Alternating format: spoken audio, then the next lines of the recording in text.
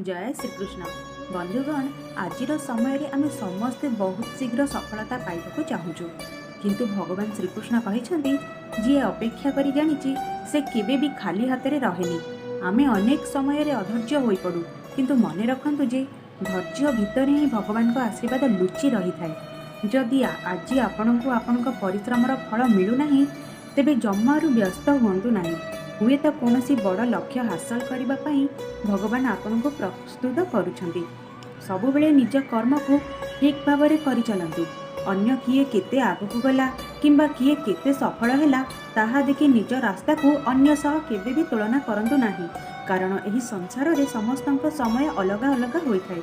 विश्वास रखंतु जहाँ आपणक पई उचित ताहा सठिक समय रे निश्चित भाव रे आपणक पाखकू आसीबो।